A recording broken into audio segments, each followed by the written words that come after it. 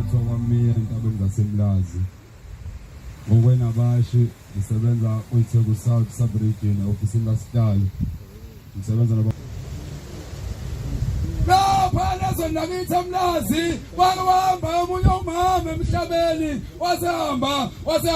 wasekhulunywa wasephuthunwa inkosi yamaNazaretha uyaphuma sport emasizwe ngobaba basebephuthuma khona basebeyobika enkosini inkosi yamaNazaretha usehambile umama ungokocela isibongo ithi inkosi yamaNazaretha bantu abami ithi lo mama ukubazi inkonzo yakhe esefungo zonke lezo zenzile engazenzanga emhlabeni ithi bengeke zentathu kuphela ithi bozenza zonke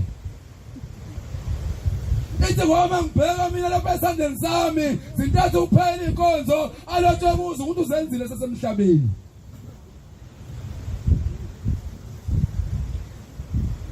wazamba ubaba walensizwe yenye wazamba emhlabeni akakholwa kodwa umntwana uyakholwa bafowethu kodwa kunenkinga bantwana benkosi ngoba lemizi obaba bethu abangakholwa obaba nabazali bethu abangakholwa sicela isibindi sokuthi sime ngendaba kaShembe ngoba abanye bethu laba abantwana abanganabashu bagcina bephela amandla okusebenza bagcina bephela amandla umuntu okusonta ngoba abazali bakhe uma ndalo efika nalento kaShembe eNazaretha bayamgxeka bathi akusiyona into efanele ifike kulomuzi kababa lo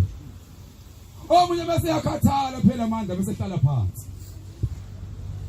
yaba sabana sibindi lensizwe wasehamba ubaba emhlabeni yasifika kithi sihamba nayo yathi bafowethu ubaba usehambile emhlabeni ithi kodwa ngiphethe mina ekhaya ithi kuphethe ubaba omncane ithi manje ngifuna ukuyozwa ekhaya ukuzongcwathwa kanjani yaba sayihamba lensizwa yasihamba ekhaya yasisibuyisela ucingo yathi bafowethu iyakhala lensizwa ithi lapha ekhaya sesiphumile isinqumo bathi obaba bami ubaba bazongcwaba ngesabatha ngoba abasiwona amaNazaretha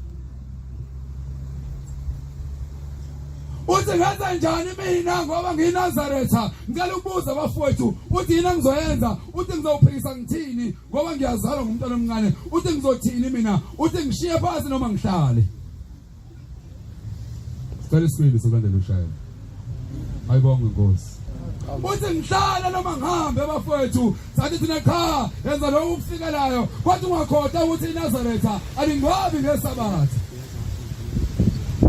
wasakhala lo mfowethu waseyisa mncane yaqolisa wasebaba wakho omncane wasephuthume guqa khona wasibaba omncane nginenkinga lapha angikwazi ngqoba ngesabatha ngoba ngiyinazaretha ngicela ukubuza ngenze njani wathi wamncane lensizwa lalela mntanami siyakuzala thina angeke sizwe ngawe la ekhaya lenkolo yomNazaretha angizigibeze emakhanda ethu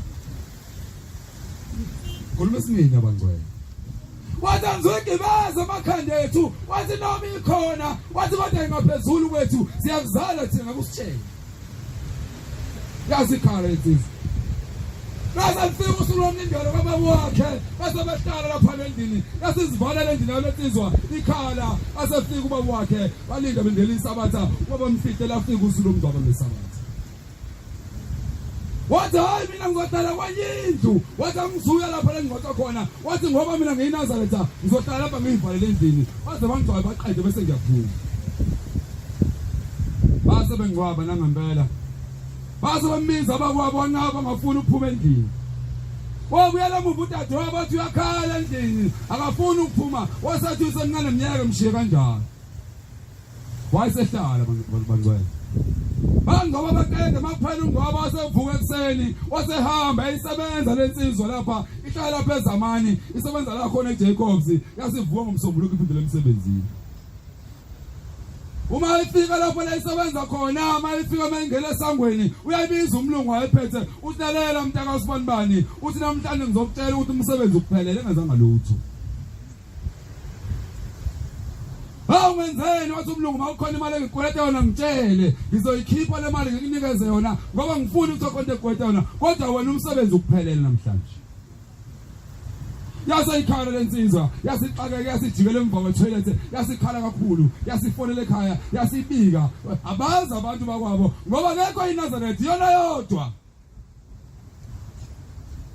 Nazo mtabisa kekho lapha ekhaya bonke babuka umfana ongahloniphi umfana ofika lenkolo yabantu abangahloniphi abafuna ukuphatha njalo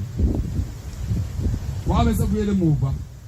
wasehlabe ugogo wakhe mase buyele ekhaya esokhokhola imali zakhe wasehlabe ugogo wakhe wasehlala insukwana nawo ugogo wakhe laphela iviki lokuqala wesibili wahamba emhlabeni mayamba ugogo lensizwa emhlabeni yasibuya kithi sigijima imithandazo yokulala nayo sihamba njalo uma kushaya usikisi sigijima imizi yabantu yabe sesifikela bangcwele yathi usehambile ugogo angazi ngizokwenza njani ithi ngoba ngiyazi kuloya muzi uthi izinto noma zonakala ziyaphambili uma ke ngahamba ngakhona uzothi ungqoqwa ngesabatha wasehamba bangcwele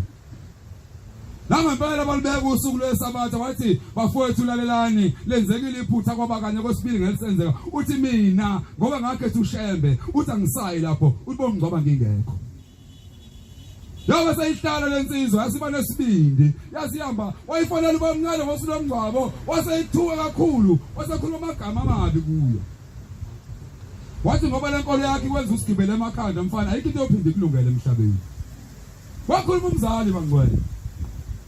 yakhala lensizwa yasibikela washaya usuku lesonto engcwathi izolo yasihamba ekhaya yafika ephositshe yasibuya umndeni ungezwali inhlobo bengayifuna ukuyibona ihambe khona angathi nephuka beqhamuka